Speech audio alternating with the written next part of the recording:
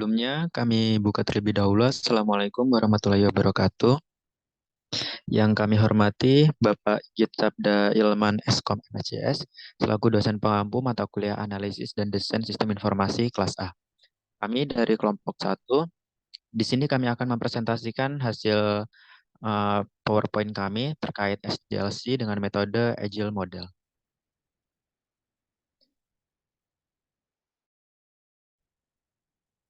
Berikut anggota kelompok satu yang pertama terdiri dari Vanessa Novitasari, Fajar Fitriadi, Desta Rosa Mulia, Fauzan Ubaidillah, Ibra Maulana, Adi Wahyu Kurnia, dan Faris Albekari. Oke. Pokok pembahasan kami dalam metode Agile ini yang pertama yaitu ada pengertian SDLC dan Agile, yaitu tahapan metode Agile, kekurangan dan kelebihan metode ini, tujuan metode ini dan prinsip utama metode ini, dan studi case dalam penerapan metode ini. Materi pertama akan disampaikan oleh rekan saya.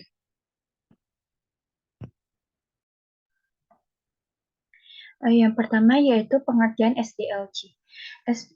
SDLC yaitu suatu metode berupa tahapan-tahapan pekerjaan yang diacu oleh analisis sistem dan developer dalam membangun suatu software. Metode SDLC akan memudahkan developer dalam melakukan perancangan sistem, pengembangan sistem, dan identifikasi masalah yang mungkin muncul selama proses pengembangan, serta memudahkan developer dalam menyelesaikan permasalahan tersebut. Next.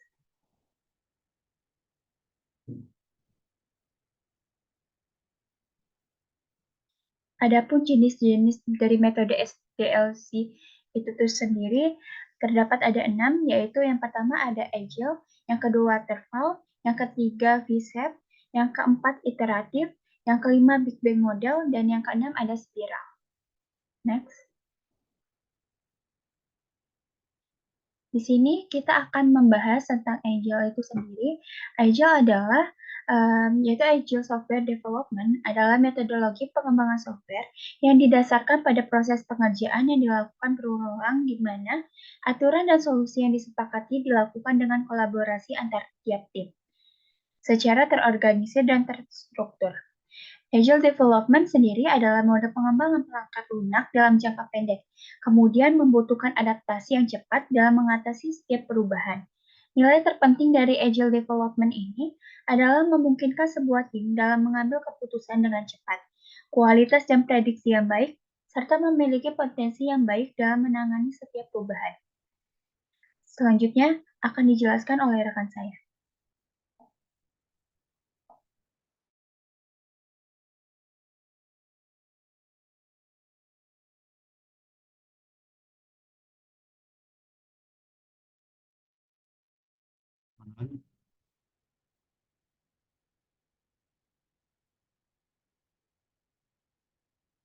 Slide-nya coba di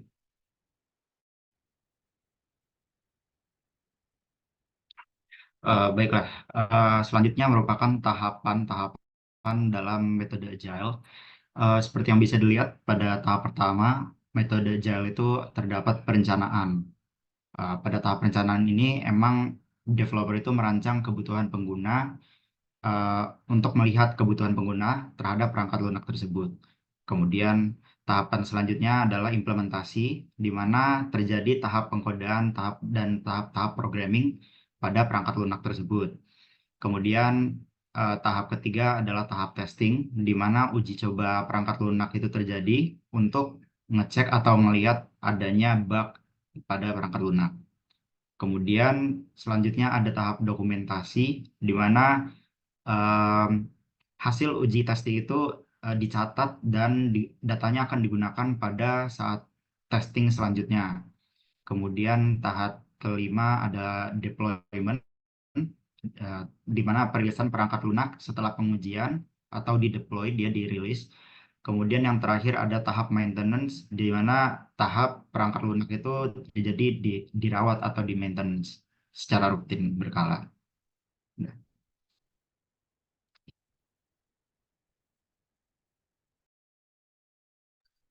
Oke, selanjutnya ada kelebihan dan kekurangan dari metode Agile itu sendiri. Pertama ada kelebihan. Kelebihan dari metode ini yang pertama itu adalah proses pengembangan perangkat lunak membutuhkan waktu yang relatif cepat dan tidak membutuhkan resource yang besar. Yang kedua, perubahan dapat ditangani dengan cepat sesuai dengan kebutuhan klien. Yang ketiga, klien dapat memberikan feedback atau kepada tim pengembang dalam proses pengembangan program. Lalu kekurangan dari metode Agile ini yaitu yang pertama, Agile tidak cocok apabila dikerjakan oleh tim yang tidak memiliki komitmen untuk menyelesaikan proyek bersama-sama. Yang kedua, metode Agile ini kurang tepat apabila dikerjakan dengan jumlah skala tim yang besar, yaitu lebih dari 20 orang. Lalu yang ketiga, tim pengembang harus selalu bersiap karena perubahan dapat terjadi sewaktu-waktu. Oke, next.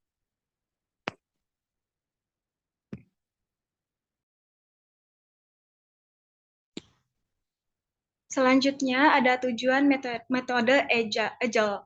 Yang pertama itu ada High Value and Working App System, yaitu fokus pada menghasilkan produk yang memberikan nilai tinggi kepada pengguna dan dapat berfungsi dengan baik sesegera mungkin.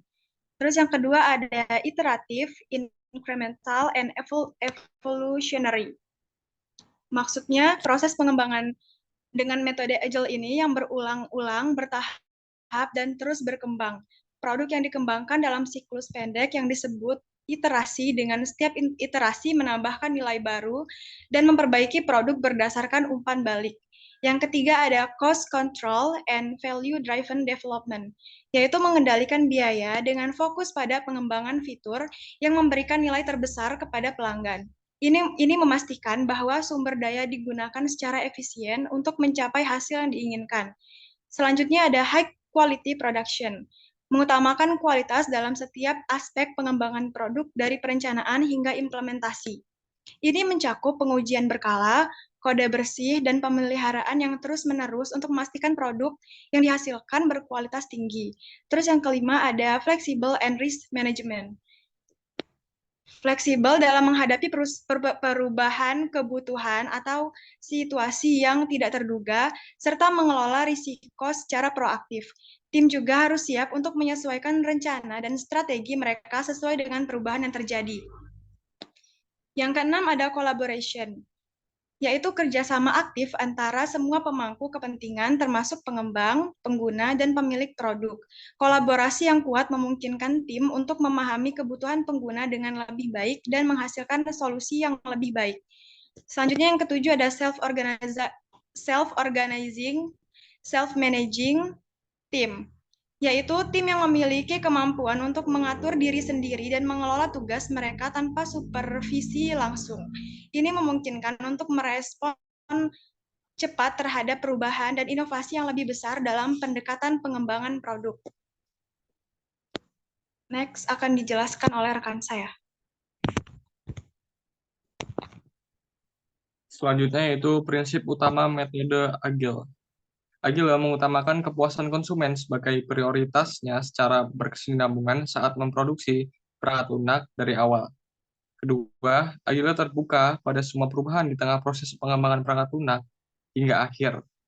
Ketiga, perangkat lunak Agile teruji kualitasnya dalam waktu minimal 2 minggu hingga 2 bulan. Keempat, ada kerjasama yang baik antara pengembang dan pengusaha selama keberlangsungan proyek.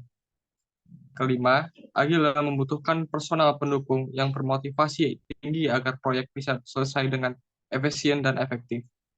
Keenam, Agile membutuhkan komunikasi secara langsung saat proses pengembangan software. Ketujuh, ukuran kemajuan dari proyek Agile adalah menghasilkan perangkat lunak yang sempurna dan sukses. Kedelapan, metode Agile mampu mengembangkan perangkat lunak secara kesinambungan dengan sponsor, dan developer. Kesembilan, metode Agile adalah metode yang mengutamakan keunggulan teknis saat mengembangkan perangkat lunak. Kesepuluh, kesederhanaan dianggap sangat penting bagi Agile dalam pengoptimalan sumber daya yang dimiliki. ke-11, manajemen tim pengembangan Agile sangat menentukan kebutuhan sisi arsitektur maupun perangkat lunak. Dan yang terakhir, masing-masing tim pengembang Agile melakukan refleksi agar dapat bekerja secara efektif dan memiliki pola yang baik. Selanjutnya akan dilanjutkan oleh rekan.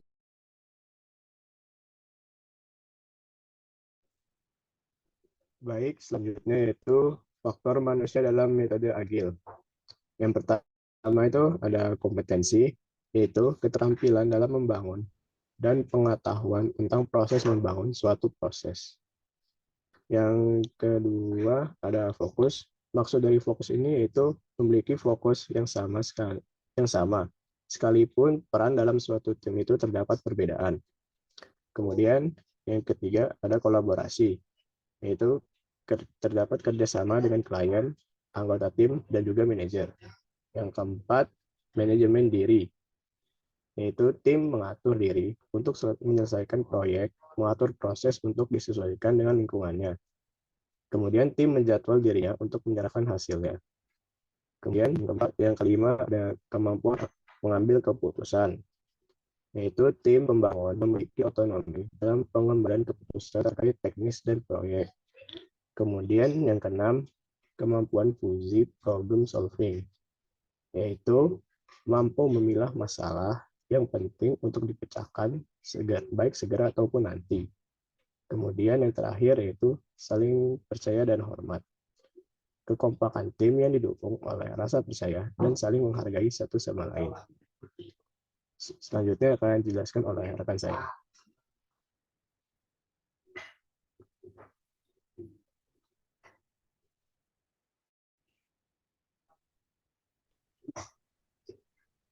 Selanjutnya adalah studi kasus. Di sini saya mengambil studi kasus pada artikel atau jurnal penelitian yang berjudul penerapan metode Agile Extreme Programming atau XP dalam membuat aplikasi pengenalan daerah wisata di Wonogiri berbasis web. Dasar dibuatnya aplikasi penelitian ini ialah karena Wonogiri merupakan salah satu kabupaten di Provinsi Jawa Tengah yang kaya akan potensi objek wisata alam. Namun, saat ini masih banyak wisatawan, baik lokal maupun mancanegara, yang belum banyak mengetahui objek-objek wisata apa saja yang ada di Kabupaten Wonogiri. Hal ini disebabkan minimnya informasi, mulai dari lokasi wisata, fasilitas, dan gambaran mengenai tempat wisata tersebut. Selanjutnya, dalam penelitian ini dijelaskan juga bahwa ruang lingkup atau batasan masalah ialah pada kurangnya informasi dalam masyarakat mengenai objek wisata alam dan kuliner yang ada di Kabupaten Wonogiri, serta untuk merancang bangun aplikasi pengenalan tempat wisata alam dan kuliner di Kabupaten Wonogiri berbasis website. Next.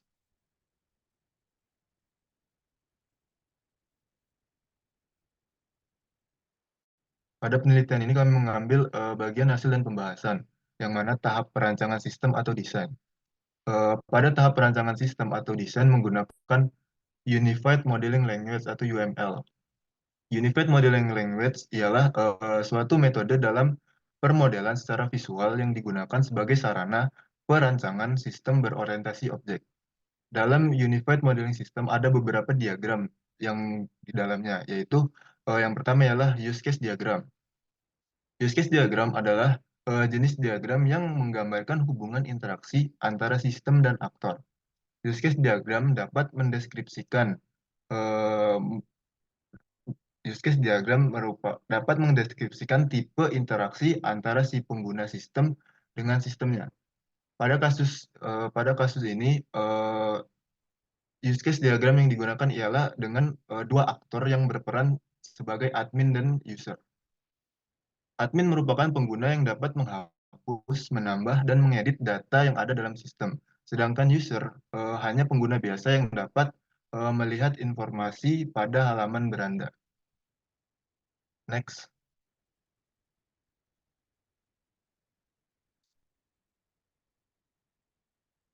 Selanjutnya ialah activity diagram. Activity diagram atau diagram aktivitas merupakan sebuah diagram yang berisi permodelan berbagai proses yang terjadi dalam sistem, seperti runtutan kegiatan atau runtutan proses bagaimana sistem berjalan, digambarkan secara vertikal. Pada kasus dapat dilihat terdapat 3 bagian yang masing-masing menjelaskan bagan alir proses atau kegiatan yang dapat dilakukan oleh user, web, dan admin. Next.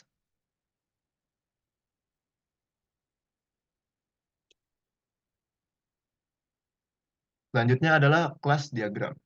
Kelas diagram digunakan untuk menampilkan kelas-kelas yang berisi paket-paket apa saja untuk memenuhi salah satu kebutuhan paket yang akan digunakan nantinya.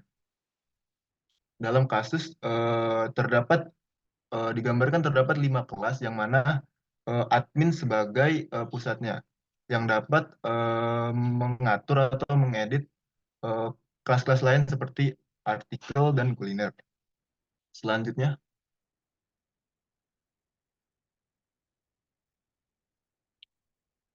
Selanjutnya ialah struktur navigasi. Struktur navigasi website digunakan untuk menggambarkan isi dari seluruh situs web secara garis besar. Dapat dilihat pada tampilan struktur navigasi halaman admin, itu terdapat bagian login, kemudian terdapat beranda admin. Kemudian terdapat bagian wisata alam. Di sini admin dapat mengedit atau menghapus wisata alam. Kemudian admin juga dapat menambahkan wisata alam apa saja yang ingin dimasukkan. Selanjutnya ada bagian kuliner. Admin juga dapat mengedit dan menghapus kuliner serta menambahkan kuliner-kuliner apa saja yang akan dimasukkan ke dalam website. Yang terakhir ada bagian logout. Kemudian pada struktur navigasi halaman user terdapat tampilan beranda. Kemudian terdapat profile yang terdapat pilihan sejarah dan lambang. Kemudian terdapat pilihan wisata alam, kuliner, kontak, dan login untuk akses struktur akses navigasi halaman admin. Itu saja dari studi kasus yang dapat disampaikan. Selanjutnya akan dijelaskan oleh rekan saya. Baik, demikianlah tadi presentasi yang dapat kami sampaikan dari kelompok 1 mengenai DLC yaitu metode Agile model. Kurang dan lebihnya kami mohon maaf. Kami akhiri. Wassalamualaikum warahmatullahi wabarakatuh.